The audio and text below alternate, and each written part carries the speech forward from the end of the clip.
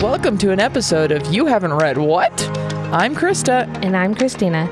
Join us to explore unique genres, childhood favorites, and literary classics as we dive into each other's favorite reads. Where one of us is very familiar with the book, the other is reading for the very first time. Let's go!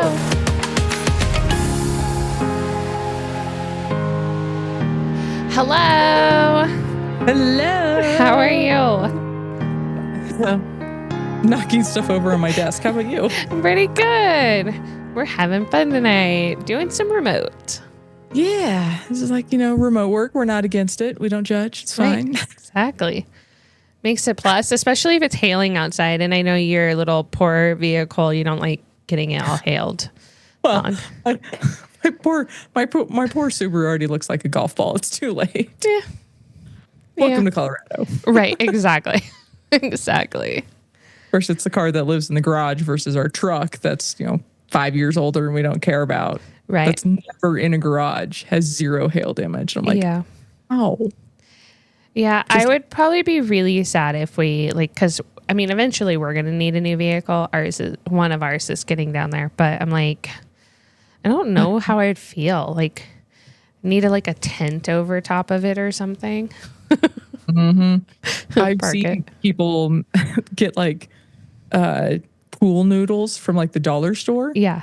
String them together and lay them over their car. Oh, that's so funny.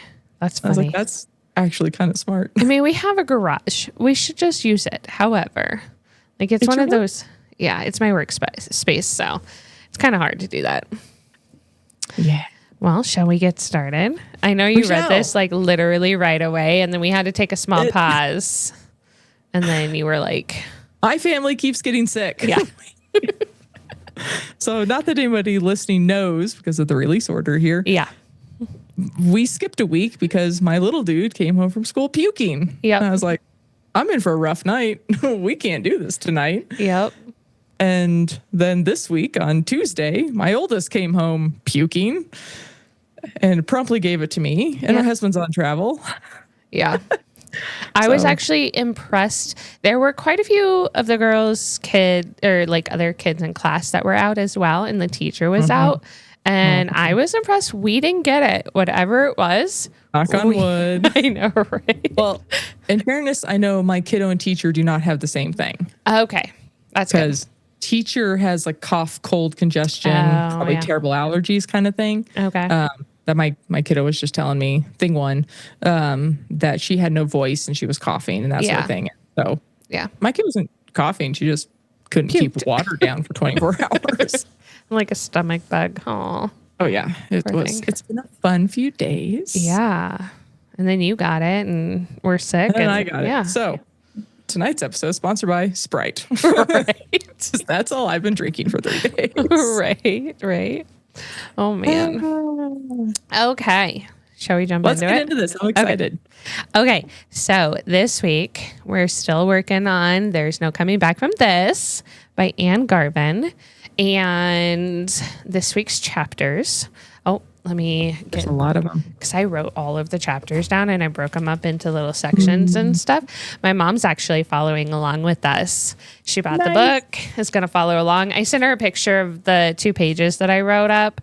And she goes, I don't know what any of those topics mean. And I was like, they're the titles. And she goes, oh, that makes so much more sense. And I was like, Krista's not allowed to read any of them yet. She goes, how come? I was like, because sometimes they tell you what's going on the inside. Because she doesn't let me read the Harry Potter ones. Exactly. I totally did throw you under the bus for that one. But yeah, I'm excited because then she's like, ooh, and then we can discuss it. I was like, sure, maybe I'll try and get her to be part of our little group at the end and see if she'll come on or something. I don't know, but we'll see. That'd be fun. Anyways, okay, so we are working on chapters 5 through 9 up to 10.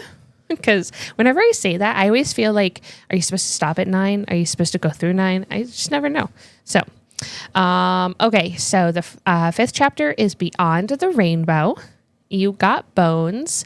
Under Promise, Over Deliver. Oh, for Sewing Out Loud. And Napping Camp. I like that one. I know. I love the titles in this book. It's just a lot of fun. They're a lot of fun. Yeah. And they don't, at least yet, they don't really give anything away. No. They're just kind of intriguing. Yeah. And you'll notice as you read each chapter that the title comes into the chapter. But it's not so often, because sometimes, like, I know that there's a couple of books out there where, like, you read the title and the chapter names, and they're constantly, like, almost too oftenly written inside of the book. And so you're just like, okay, come on. We understand this is the title name. Come on. Let's keep going. Or it's always kind of fun to be watching a TV show and they name drop the name of the episode. It's like, oh, yep. Okay. Sometimes it's like, oh, that was clever. And other times I'm like, really? You just had to fit that in there? Like, right. Yeah. Exactly. Yeah. But these are pretty good as far as like how they drop it in there and everything. So if you ask me, but Agreed. okay. So the first one, what did you think about Beyond the Rainbow? So we're finally in Hollywood. I was relieved she didn't have any major issues between point Right. A and point B. I kept waiting for the car to break down or Right. something. Just something. Yep. I was just waiting for it. I have to give the author a little bit of a bad time because she says that as she's driving, she's counting the mile markers going up. I was like, no. That's backwards. They go up when you go east. Yep. Yep. And also they go up when you go north. Yeah. Yeah, it was like, oh, nope, you got that one backwards. Got that one back. Yep. When I read that too, I noticed it because I mean, I grew up taking road trips. So that was like this thing to do every year. And I was like, oh, that's kind of wrong.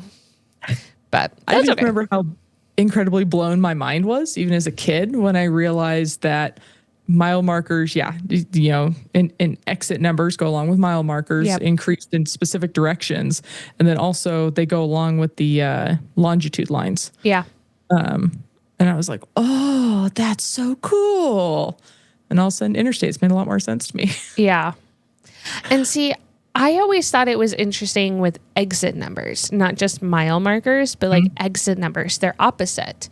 So like when you were coming into where we used to live in Tennessee, like we were right on the Kentucky-Tennessee border, and that's exit number 1, but it wasn't mile marker 100 or whatever. Yeah. Exactly. It's kind of different, but backwards at the same time. It is a little. I started off a little disappointed. Okay. My next note is, please tell me that Stitch Please is a real podcast. I know, right? It is, but it's not what I want it to be. No. No. It's a lady who basically interviews people, and it's basically like a bitch session, I'm going to call it, of people that just have grapes and things. Yeah. And so, yeah, that's kind of what it is. It's just people who have stitches that just like need to vent. I was like, oh, I really wanted a really clever sewing podcast. Right. I was so disappointed. Aw. I mean, so they do talk about a couple of different podcasts or a couple of different things on the playlist, not necessarily just podcasts. But I think it's funny that she's listening to things that are so much older, like Judy Garland, her time in Hollywood and things like that. And I'm like, that is way older than it's going way what she's back. doing. Yeah, for sure. Yeah. I kind of have that like appreciation for the attempt. Yeah. But also like, that wasn't quite what you were looking for there. Yeah. Yeah. I mean, I totally did not look it up, but at the same time, like, I wonder if our author is a fan of that podcast or just like the different, playlist things that like the Chelsea golden made. age of Hollywood. Yep. Yeah. Things that that Chelsea put on there. Like, I'm wondering if Ann Garvin is a big fan of those types of things. And I mean, I love the Golden Girls, and some of the old school like TV shows like Matlock and things like that. But I don't know if I'd listen to a podcast now about those kinds of things. Yeah, probably not. Yeah. My podcast hosts too are also nerdy, so Right. Well, then I was really hopeful Stitch Please was a real podcast. Right. You're telling me this isn't nerdy. Yeah. Well, I mean, yeah, we are kind of nerdy, but at least it was a real podcast and not something made up, which I think is kind of cool. That's true. So that's true. Yeah. So what did you think about 3 when he goes, "It's a slice of home is coming my way"? No.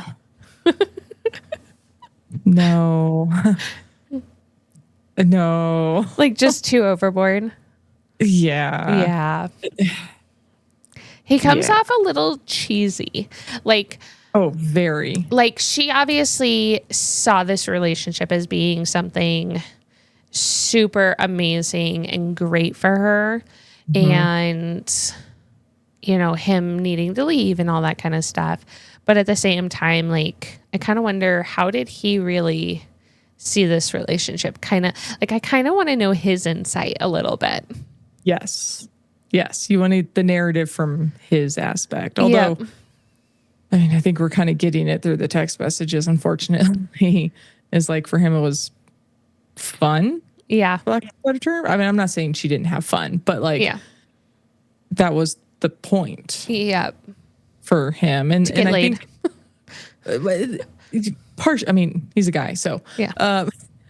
But I think partially also with that like slice of homecoming is, I think maybe their relationship was comfort for him, where maybe obviously he was young, trying to find his way and all that. So obviously he stayed over and all that. So maybe that was just his safe place. Yeah.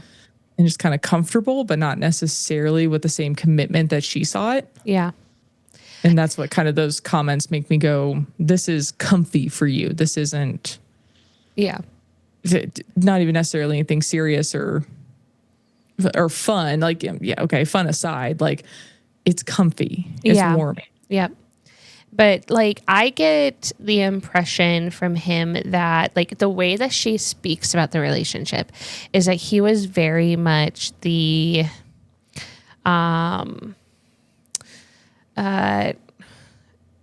like fly by the seat of your pants, like not really stick around too much, like almost like a wanderlust, but not necessarily. Somebody that just kind of floats through life in a way. Which I wonder if, given her circumstances at the time, if that's kind of what she needed. Right. Because if she had somebody that was constantly there about like, you know, when can we go out this week? What's date night this week? What's this week? What's this week? And she'd be like, I got a 1-year-old. Right. Like, and being out. 30, I mean, she's in her mid 30s at this point when she knows him, and he's still in college. Like, I think he was freshly out of college. Maybe, but he was around that age. So even then, like, he's still a lot younger than her. So, you know, it kind of gets to that, like, is he ready to actually settle down kind of a thing too? Yeah. Yeah. But I think if he had been more attentive, I'll say. Yeah. I think the relationship wouldn't have gone as well. I think she would have kicked him aside a lot quicker. Yeah. Yeah. I mean, she kind of had that type of, I don't want to call it a daddy issue because it was definitely her dad and her mom, but she had that kind of relationship with her parents. And I think he kind of played the kind of same role in a way in her life. Well, even Chelsea said, it sounds like your dad a couple of times. Yeah. I'm like, whoa. Yeah, exactly. So I feel like her inner monologue is very whiplashes. Like it's just like all over the place. Yeah. How was your anxiety reading all of this? Because I mean, there was a lot of like waiting for 3 to like message her back and just a lot of turmoil. I mean, she gets there safe, like, but like I said, I kept waiting for something to happen. Yeah, on for the drive. Sure. Clearly, my anxiety was like, something's going to happen now. What's next? What's next? Exactly. But I'm always the one who triple checks things. Yeah. I'm the one who does the backwards mom math and, you know, in the house and all of that. So like, yeah, I think I would have clarified the whole living situation a little bit more carefully before getting there. But the rest of it, I'm like, I mean, yeah, go. You don't have any responsibilities at home. Like, this is good. Like, just get there. Please don't get pulled over or end up in a ditch. Yeah. But yeah. Okay. Like I said, my anxiety was happy that nothing happened. Right. Exactly. Besides podcast. Right. Well, so I feel like her resourcefulness, though, was really good. Like, she has a packed van of everything that she needs. So, like, she stays at what she calls the murder hotel. The murder hotel. And sleeping on the shower curtain was brilliant, by the way. Oh, I thought that was awesome. Like, her resource. And then she uses the bath mat on the ground of the tub.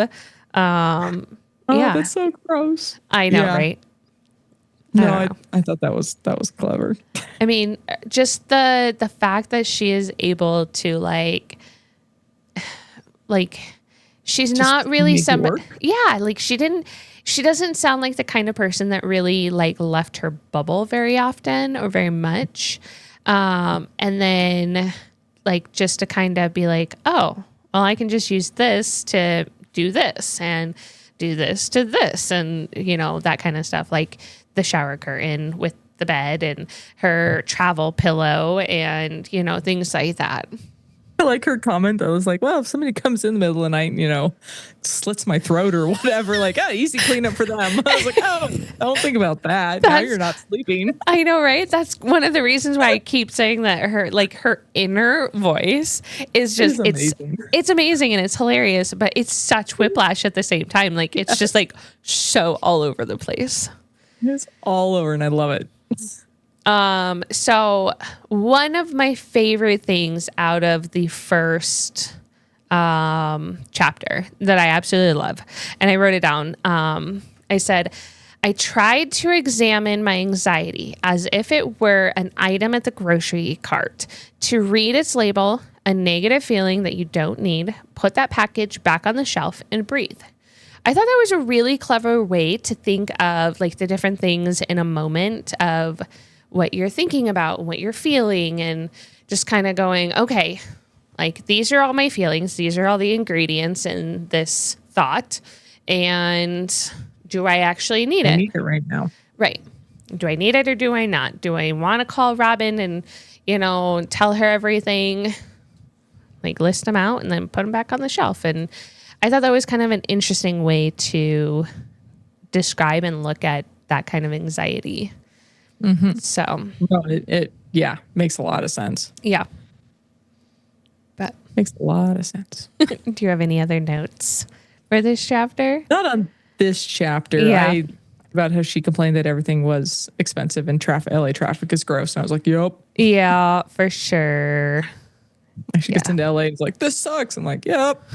Well, and the fact that like she's looking at things like she would in Wisconsin, and those things in LA are just completely normal.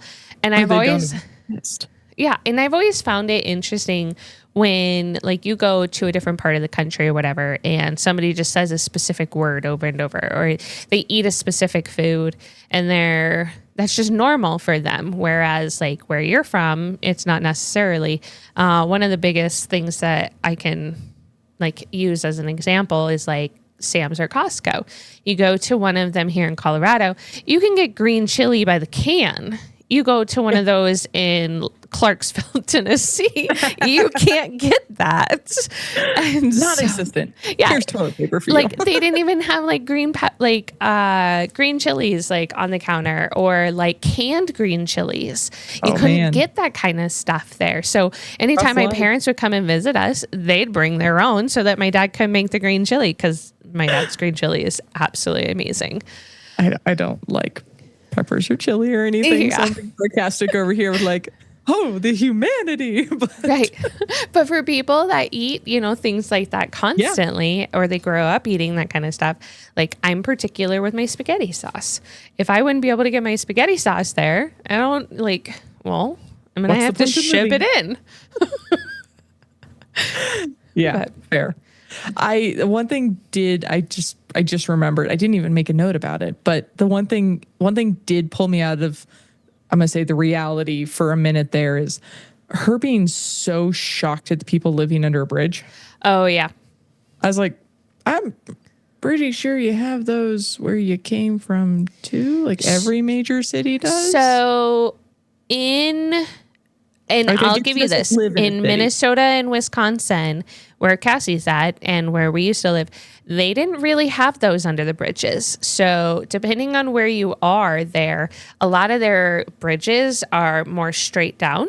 They don't have like the underpass, like shelf like Colorado can. Or they're like in major cities. So like going through the Twin Cities, St. Paul and Minneapolis, they have gates on them, like bars. Seattle so you tries, it doesn't help. Yeah. So like you just don't see that necessarily there, but you do see this people still like on the corners, or you'll see like the tents and things like that. In random places, but not necessarily like under the bridge. Yeah, fair. I just her like shock at the homelessness. I was like, really? Yeah. Yeah. I mean, yes, traffic and cost of living are LA problems.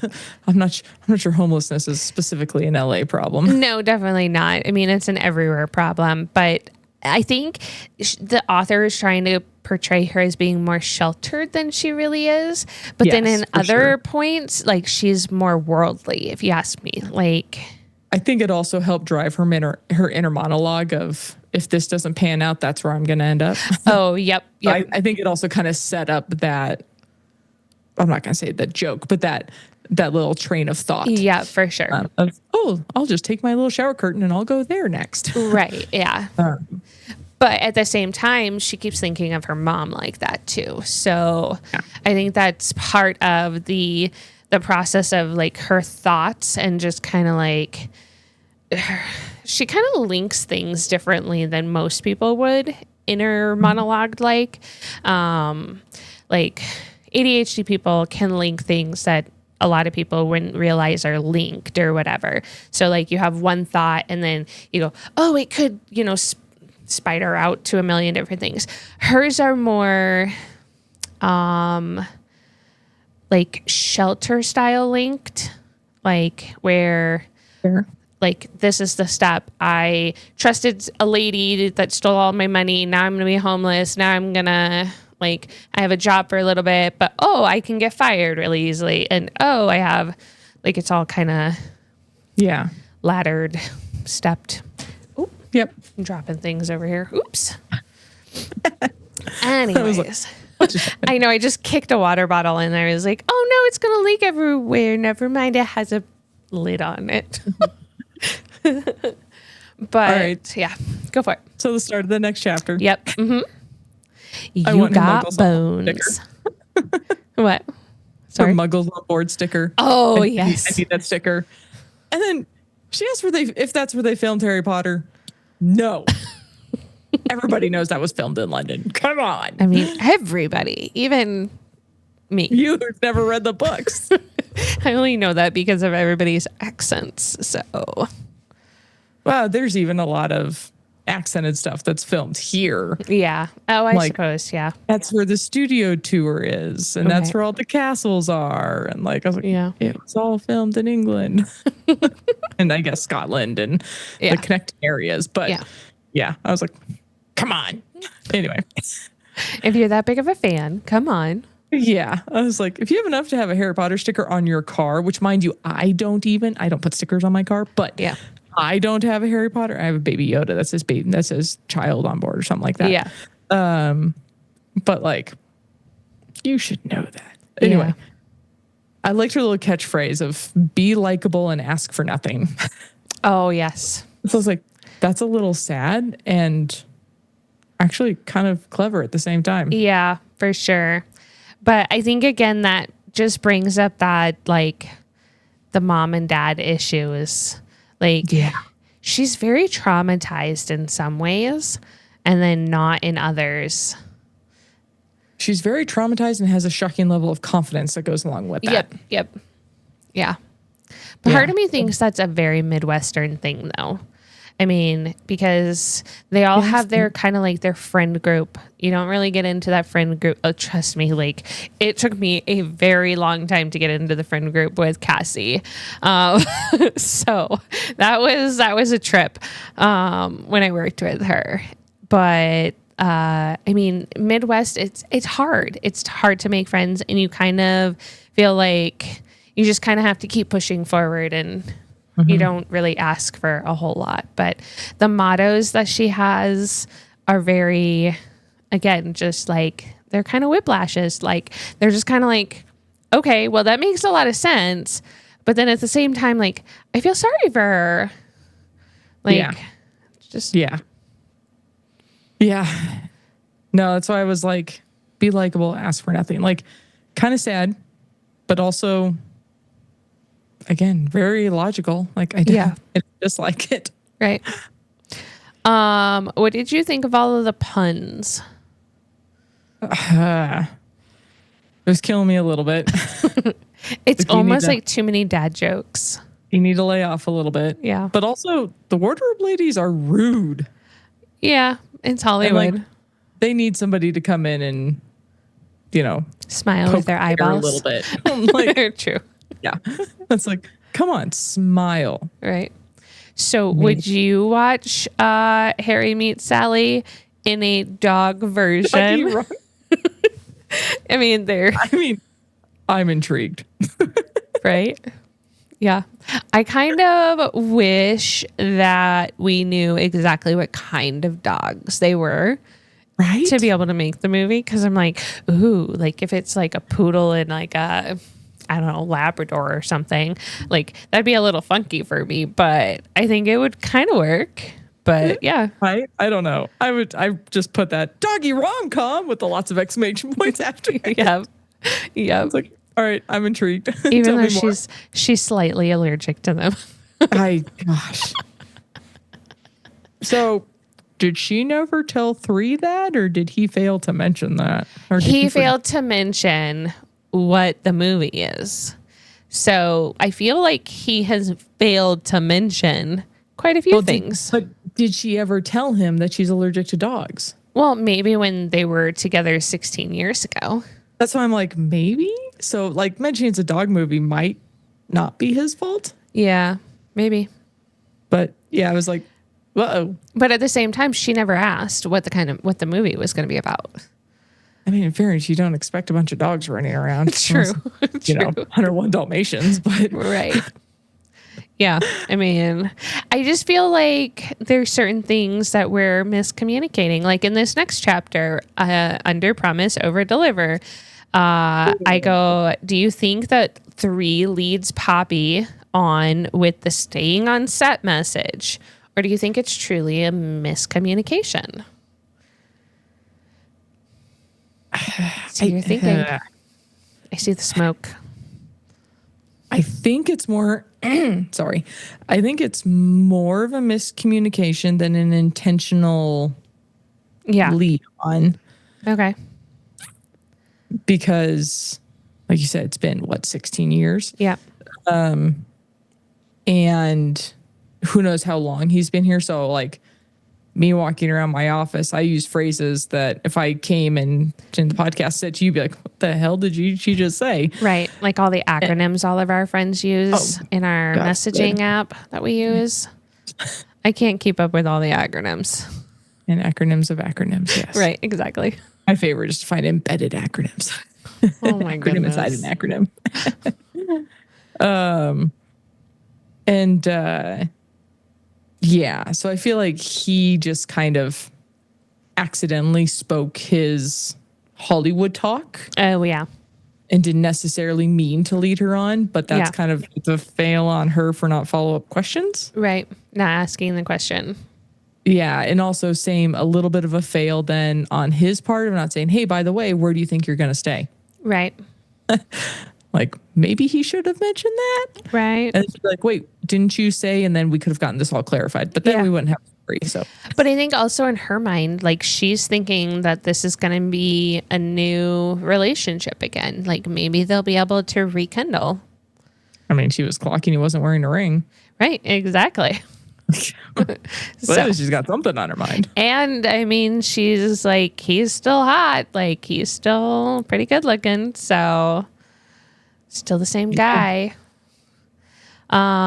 So her ex with Robin's dad, sounds like a complete charmer.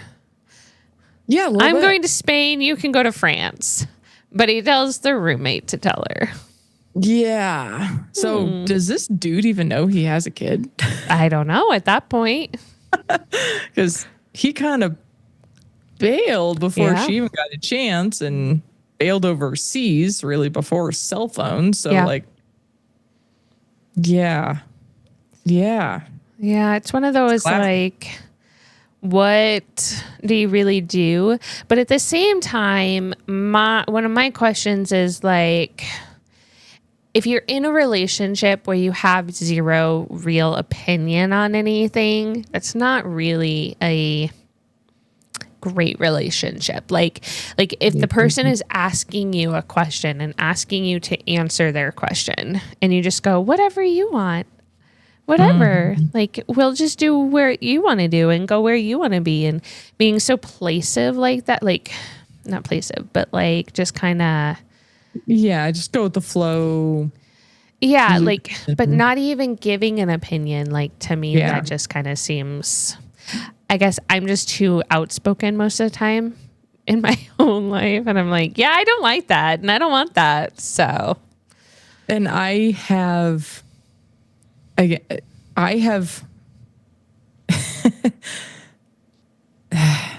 have too much Gryffindor in me. I'm too much of a rule follower. I have too much practical in me. Yep.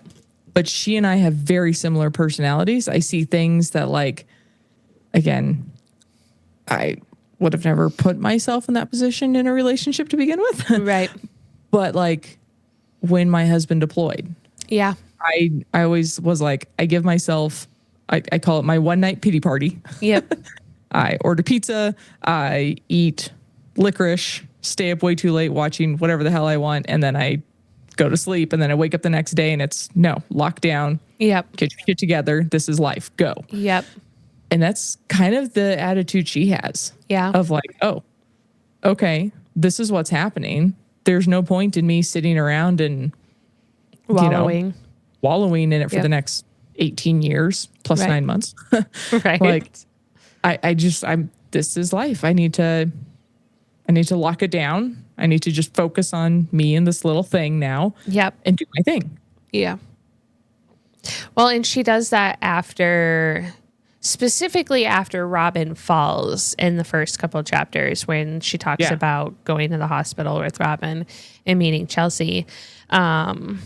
That part, like, she's like, I was eyeing up this dad with a kid in a dinosaur costume, and then she fell, and so here we go. Yeah, exactly. But she's talking here about how Robin's dad just split. Like, sounds like she walked away from the house going, okay.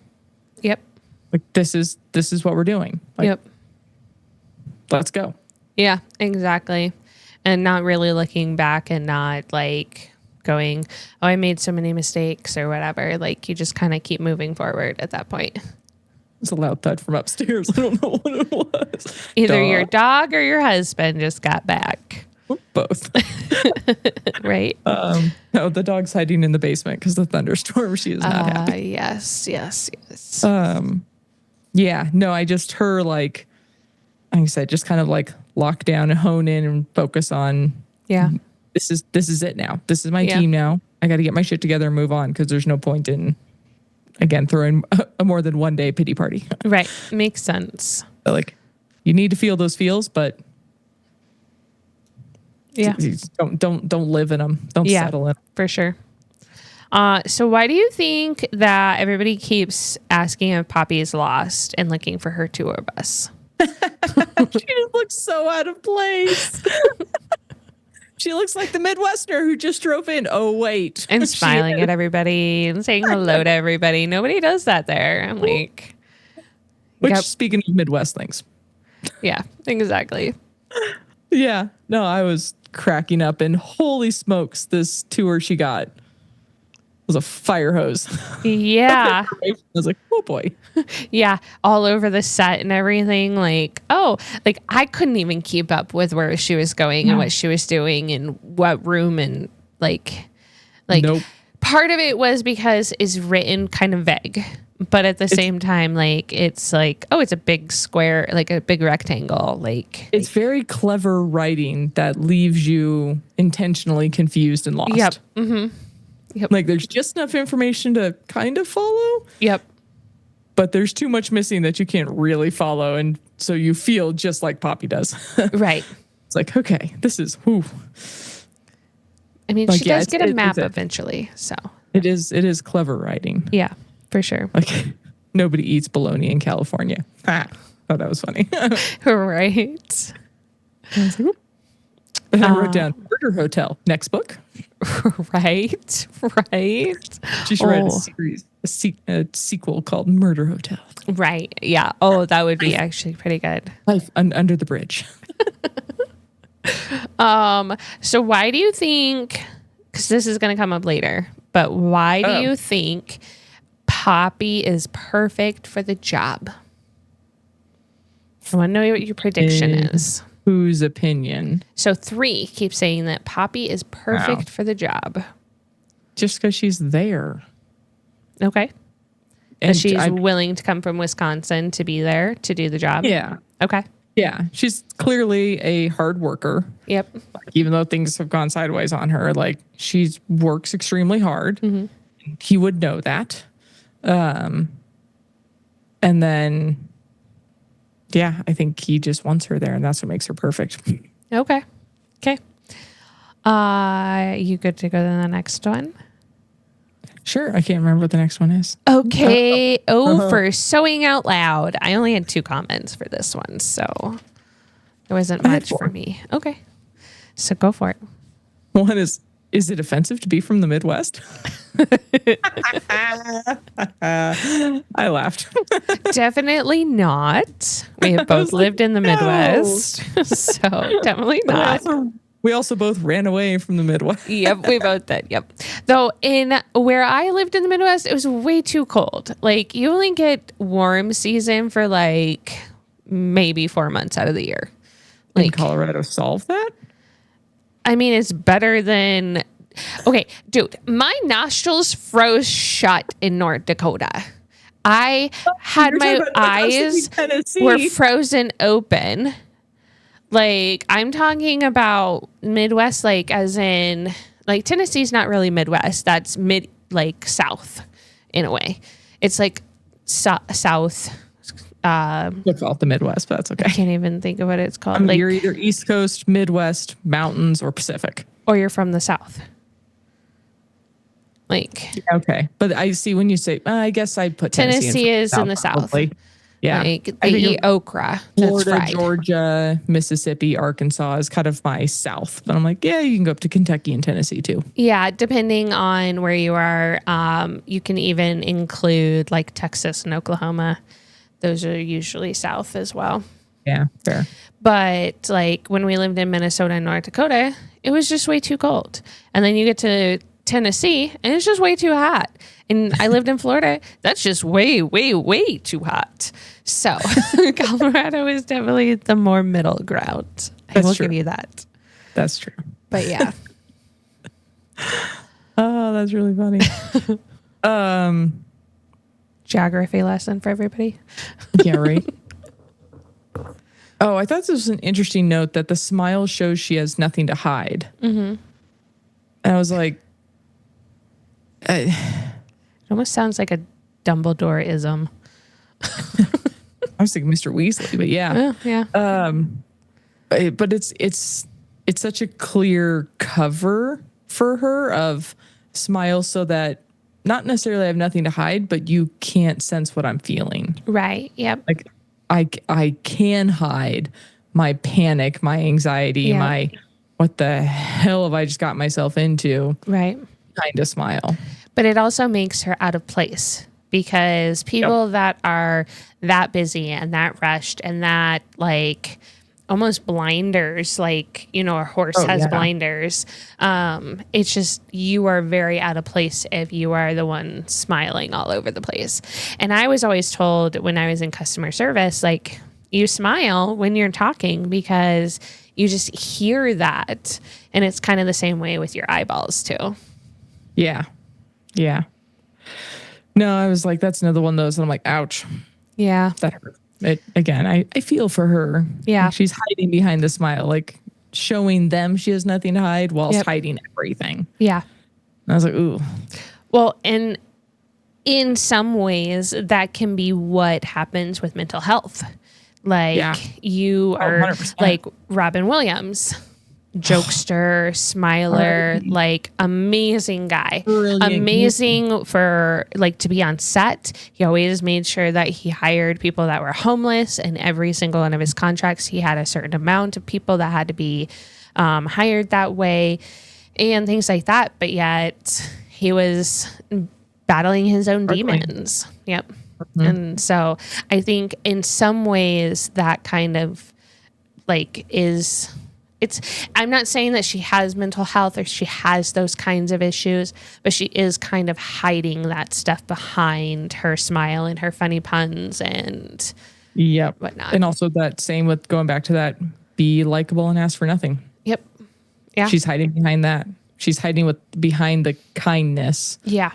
To be likable. Yeah, for sure. That's not always a good thing. No, definitely not. Right. Go for it. You have something to say? My last bullet. Okay. Emily messing up her name. Oh, yeah. That's just such a teenage thing to do. Like, and just be a butt. Krysta with the Y. Yeah. You know how irritated I get when my first name is in both my work and my personal email address? Yeah. And you can't look either at the email or my signature to spell my name right? Yeah. Yeah. It's laziness. It's rude. I hate it. So I'm so annoyed by that. I hate the fact that I have to constantly tell people how to spell Christina because like CH is the traditional way, but everybody always spells it with a K. I've had it with a KH. I've had it with a KR. Like they'll even just not even put like half the word. I'm just like, whatever, people. How do you do KR? Krish. No, Kristina is Christina in the more modern form. Oh, we're getting fancy with names now? I guess. But like mine is traditionally a CH. And so whenever I have to spell it out, I'm like, okay, here you go. Like, whatever. Here, I got you. No, just the intentional messing it up. I was like, this is kind of like somebody's identity, somebody's name is like the one thing you have, regardless of if you have lost everything else in life. Like, you have that. Though I thought she was pretty clever on some of the names, like Pop Pop and Polka Dot. And I mean, I thought those were kind of funny. And I'm pretty sure my heart rate was climbing every time she said that. She had a little heart rate monitor. I'm like, bloop. Right. Like, no. Yeah. Don't you freaking mess up somebody's name, whatever they want to be called. Yeah. Don't you mess up somebody's name intentionally. It's just rude. Yeah. I think it's that age though. And you'll also figure out why she was doing it. But I am on to her. She's Yeah. Yeah. I like how they spelled Emily though. I thought that was really cool. I even pointed it out to Water because I was like, hey, come look. I'm like, you have a unique name, ma'am. Yeah. I mean, it's not a unique name. It's a unique spelling. Okay, fair. Well, and I don't have a super unique name. Right. But you have a more unique spelling. Yep. Yeah. But, so your notes, sorry. her intrusive thoughts keep spilling out of her mouth. Yes. She's a little bit more of a filter. Yeah.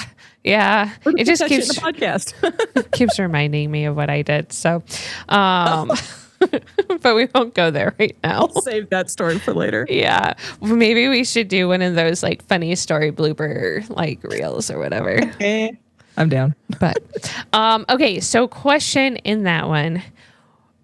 What outfit would you want to take off of a set if you had the chance to take any outfit from any movie or show off of a set illegally?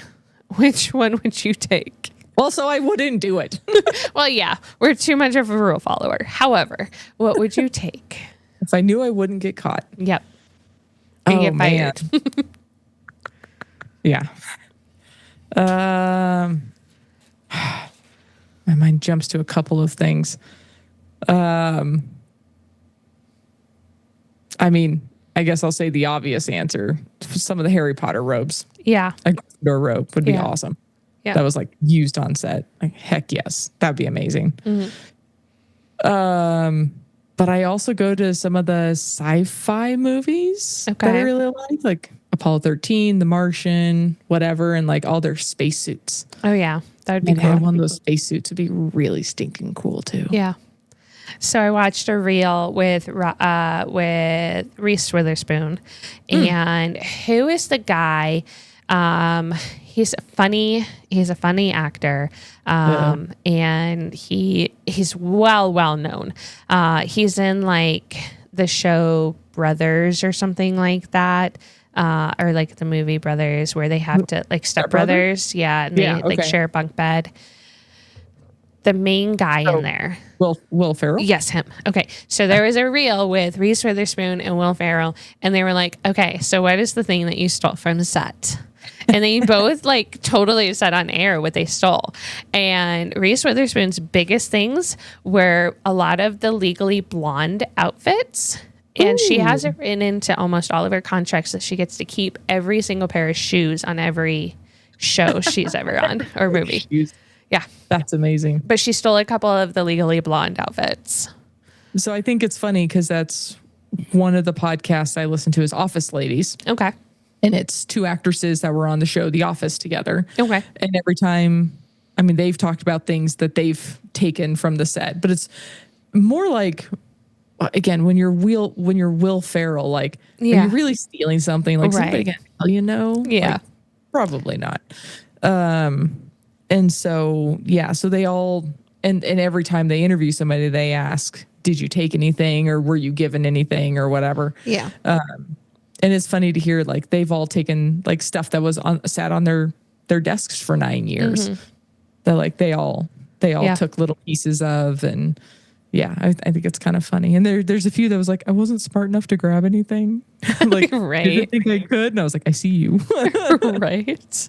But then they turn around because they also talk about things that they ended up with, because there's so much from the sets that they auction off and donate to charity at the end of most shows do it. And so I've actually just recently found a new podcast that's about How I Met Your Mother. Okay. And they're talking about how things that that they've bought back from the auction, like they took their, earnings from the show. Right. Went on 8 years. No, that was 9 years also. And something that was like, okay, I can't take that because it was a big center point to the show and the auction make a ton of money. But I could buy it for $1 million and give that to charity and feel really good about it. Right, exactly. Yeah. I was like, see, win-win. That is cool. That's cool. But yeah, they always talk about things that they took or they have. And I was like, oh, that's awesome. I'm so jealous. Yeah. Nice. Man, a spacesuit would be really cool though. Wouldn't it? Right next to Harry Potter robes and right next to something from Lord of the Rings, an elf costume or something, and just finish out my nerd collection. Oh, and of course a Star Trek uniform. Your nerd collection. Oh my goodness. Yeah. That makes sense. I went Rey's outfit too from Star Wars there. There you go. I think for me, something that I would love to have is, so in A Walk to Remember, where she's given like the little sweater or whatever, from Shane West. Once, probably so 15 years ago. So she gets teased because she wears grandma sweaters or whatever. But Shane West, his actor or his part, gives her a sweater for just a gift. And I've always kind of loved that sweater. I think it's cute. It wouldn't be cute on me, but I would love to like have it and just like hang it up. That would be cute. Yeah. So it's more the sentiment behind it. Exactly. And it was like the first PG-13 movie I got to go see. So in theater. And I got to buy the movie after it came out, and it was like for my birthday and stuff. And I just remember my mom telling, because my brothers had to go and watch it with me, and my mom went too. And she's like, the first time I hear any curse words, we're leaving. Within the first 5 minutes, you hear fuck like 5 times. I'm like, oh, please don't, please don't. And we ended up getting to watch the whole movie. So it ended up being a really good movie. That we were allowed to watch. But yeah, it was like, please no, like the first couple minutes. So that's cute. That's cute. Okay. The sentiment behind it too. Yeah, I know, right? So the napping camp. That's a weird name of the chapter, but I mean, it makes sense at the end. Yeah, like, what is happening here? Yeah. And it makes sense when she describes the one camping trip that she went with her parents. Yeah. When her dad decides to break into a house that's not being occupied, and they don't touch anything. They don't remove anything. They just lay on the floor and they camp out because it's been pouring out or whatever. Yeah. Kind of. It says a lot about how she grew up. Right. Yup. Not sure that falls in the be likable and ask for nothing quote, but right. That's highly unlikable and asking for something that isn't yours. So what would you have stuck up for yourself if you had been the one that has cleaned the entire wardrobe trailer and Emily took all of the credit, but the jewelry, except for the jewelry. Yeah. And now a necklace is also now missing. Yeah, that's the... I'm seeing the writing on the wall here. Yeah. Oh, shit. I don't know. I'd like to say that I would, but in the moment of like, wait, what did you just say? Right. I'm not sure I would have. Well, and the fact that she walks out without ever saying anything. I think I probably would have tried to pull the person aside later. Yeah. Been like, hey, like, why'd you do that? Blanking on her name right now. Emily and Poppy. No. Oh, was it Wanda or Mariel? Mariel. I think it was Mariel. Yeah. Mariel. I would have probably tried to get her off the side and say, hey, I don't know what's going on, but that's not really what happened. Yeah. But yeah, I think in the moment, I probably would have been too stunned to say anything. Yeah. Okay. I just like, wait, what? Yeah. And then I'm the complete opposite. I would have been like, hey, yo, bitch, like, come on. I'm the one that cleaned all of this. What are you talking about? Except now a necklace is missing. And then I'd be like, no, I totally know I hung that up because it went right here. It went on this peg in this bag. Like it was here. Mm-hmm. But so she has a flat tire. So she has all of her money stolen. She has to go to Hollywood to make money. Her daughter is leaving for college. She has a flat tire. She's missing a necklace. Like, what's going to happen next, dude? At least she made it there. Okay. I know, right? Yeah, I don't know. Is your anxiety going crazy for her lack of planning everything and all of her steps and her food, where she's going to sleep? And I kind of go back. I mean, we talked about it a little bit, but yeah, I go back and forth between being like super anxious about how did you not ask these questions earlier, and then on the flip side, super impressed with you're not under a bridge tonight. Resourcefulness. Yeah. Yeah, like you're kind of making it work. Yeah. Like, she's very type B. Yeah. And you are definitely the planner of our group with our friends. I mean, you planned an entire cruise for all of us. So there's a lot of us going. I updated the spreadsheet today, by the way. Oh my God. Oh my gosh. More homework for me. Okay. You just got to copy our flights down. It's fine. It's easy. Yeah. I haven't even done any of the homework on any of that trip yet. But anyways. I made the spreadsheet just for you. Thanks. I know. And I haven't even looked at it yet. We still have several months. It's fine. I'll make sure to look at it soon. So there's a lot to unpack with your dad. We've already kind of stated that a little bit. Woof. But okay, so there's only two.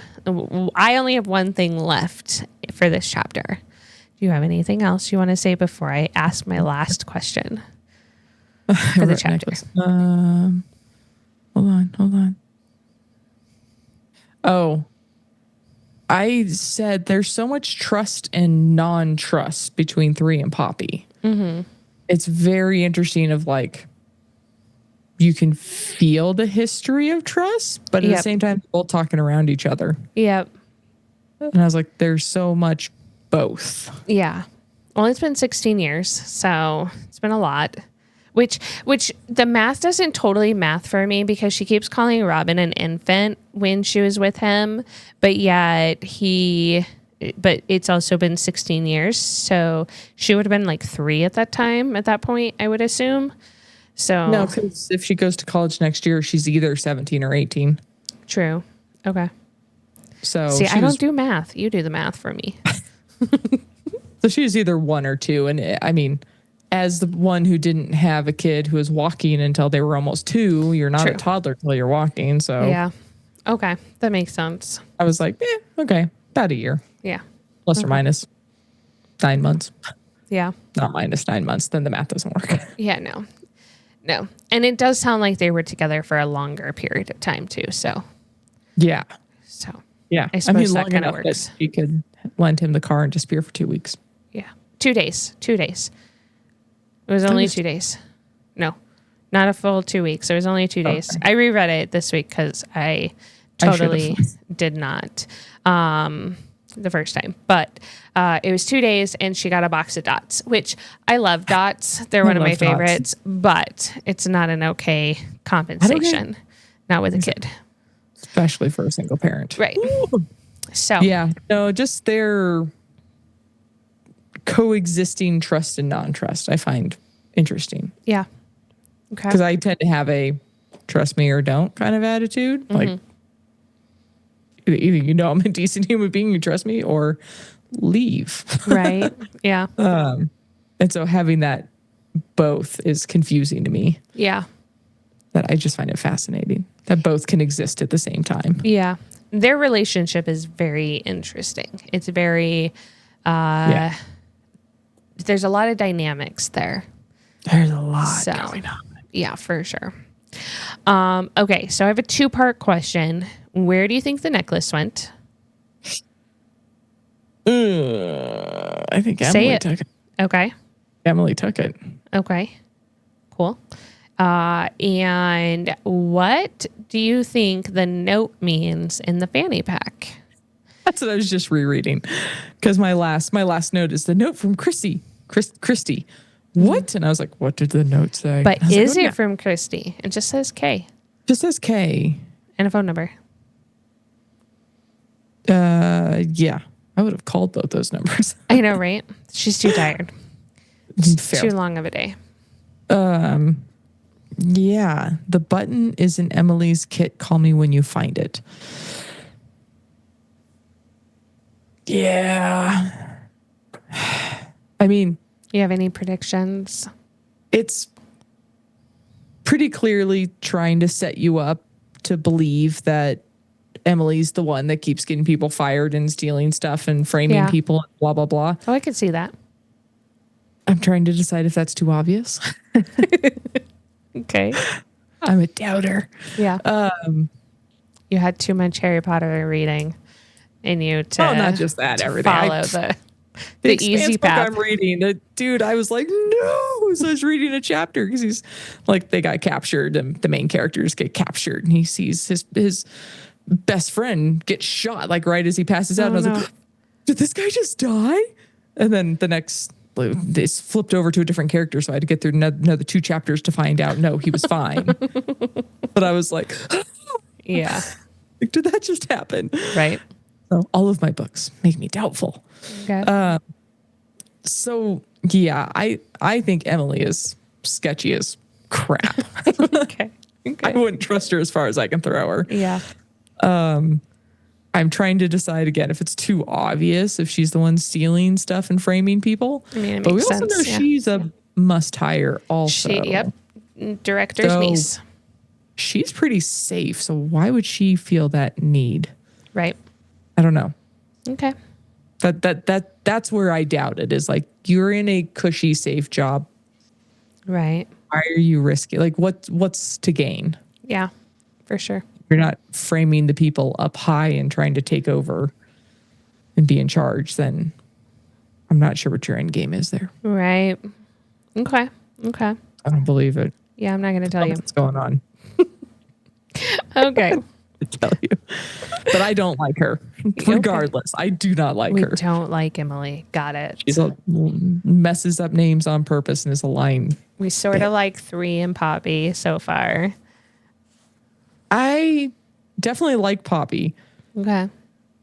I don't dislike 3. I also don't trust him as far as I can throw him. Okay. For very different reasons. Yep. Okay. I think he's very good at giving just enough of the story to keep you happy, but not all of the details that he knows he should be giving you. Yep, for sure. That's what I'm like. Okay. I don't think you're intentionally trying to wreck Poppy by bringing her out there, but you're not sure. Something's going on. Yeah. Okay. So for Murder Hotel next week. next episode. The names of the next chapters. So this is going to be short chapters. It's only 28 pages between 4 chapters. So they're super, super small. But the chapter 10 is Kevin. 11, we're good here. 12, below the line. And 13, we can afford this place. So, yeah. So because you said that you accidentally read the word Kevin earlier as the chapter head, who do you think that is? I wonder if he's the K in the note. Oh, interesting. Okay. Ooh. Okay. You had a different answer earlier. So what is your other answer from earlier? Do you remember? I mean, it was I was thinking it was like the lead actor or something. Okay. Like the lead. He's going to meet somebody famous. Person or dog. Kevin Costner. There you go. Okay. Yeah. No, I originally was thinking it's somebody on the show. Like she's going to meet somebody in the cast. Yeah. But now I'm wondering if it's somebody else who works for it or if Robin has met somebody. Ooh, that's a good one too. Okay. Not sure she has time with all the kids going up to the Hamptons, but you know. Right. Hard life right now. I mean, following 2 little kids around, I don't know if I could do it all day, every day. Literally all day, every day. Oh, no. But yeah. Okay. Well, we look forward to seeing everybody next week to continue this fun book. I don't know what place they think they can afford. I know, right? Who is this we you speak of? We can afford this place. So, okay. I would say I'm going to go read tonight, but that's a lie. I'm going to go to sleep. Yeah, I know, right? So we're going through chapter 13 on this next one. Okay? I annotated my notebook as such. Okay, good. There'll be no confusion. Right. Okay. Well, we will see you guys next time. Bye. Bye. Thanks for joining us for this episode. If you had fun, please follow, download, and review this podcast on your preferred listening platform. If you're ready for the next chapter, join the spoiler-free conversation on our Facebook group. Search You Haven't Read What? The podcast. Or on Instagram and YouTube for exclusive videos and behind-the-scenes content.